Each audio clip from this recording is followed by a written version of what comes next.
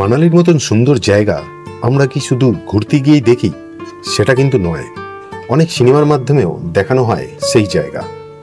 তবে আমরা তখন সেটা বুঝতে পারি না সেটা কোন জায়গায়। এর আগে একটা শর্ট ভিডিওর মাধ্যমে আপনাদের ক্রিস মুভির শুটিং স্পট দেখিয়েছিলাম, আর এখন যে ব্রিজটা দেখছেন সেটা ট্যাঙ্গো চার্লি মুভিতে বর্ডারের শেষ অংশ হিসাবে দেখানো হয়েছিল। একের পর এক মুভি শুটিং হয়েছে এখানে। এবারে আপনাদের বলে দিই মানালিতে প্রথম দিন কি কি সাইট সিন করতে পারবেন আপনারা।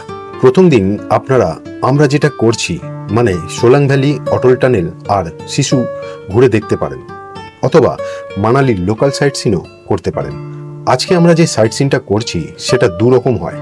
এক, সোলাং ভ্যালি এবং অটল টানেল, যেটা আপনাদের একই গাড়ি ভাড়ায় হয়ে যাবে।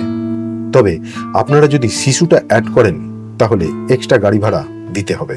আর দ্বিতীয় অপশন হলো আপনারা যখন যাচ্ছেন তখন যদি রোতাং পাস ওপেন থাকে তাহলে আপনারা রোতাং পাসটা ঘুরে দেখতে পারেন।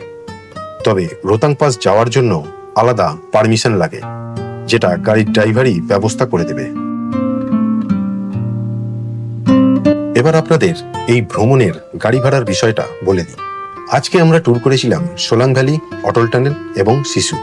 এর মধ্যে সোলাং ভ্যালি আর অটল টানেল যদি আপনারা ঘুরে দেখেন তাহলে সেই গাড়ি ভাড়া ছোট গাড়ির ক্ষেত্রে পেয়ে যাবেন আপনারা 2500-এর মধ্যে।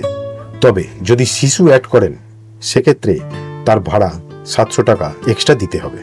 এছাড়া বড় গাড়ির ক্ষেত্রে এই ভাড়া কিন্তু একটু বেশি হবে, মিনিমাম 3.5 থেকে 4000 টাকা মতো।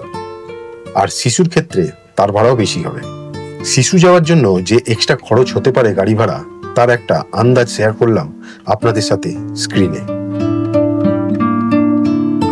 এবারে আজকের দিনেই যদি আপনারা রোটাং পাসটা অ্যাড করেন তাহলে রোটাং পাসের ক্ষেত্রে কিন্তু পারমিট প্লাস কার নিয়ে, মানে পারমিশন আর গাড়ি নিয়ে ভাড়া ছোট গাড়ির ক্ষেত্রে পড়তে পারে 2500 টাকা মতো।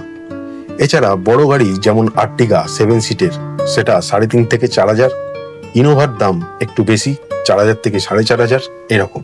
এই রোটাং পাস ঘোরার জন্য গাড়ি ভাড়ার আন্দাজ আপনাদের সাথে শেয়ার করলাম স্ক্রিনে। তবে এগুলো সিজন ওয়াইজ আপ ডাউন করে থাকে। যখন যাবেন অবশ্যই ড্রাইভারের সাথে কিন্তু দাম দর করে নেবেন।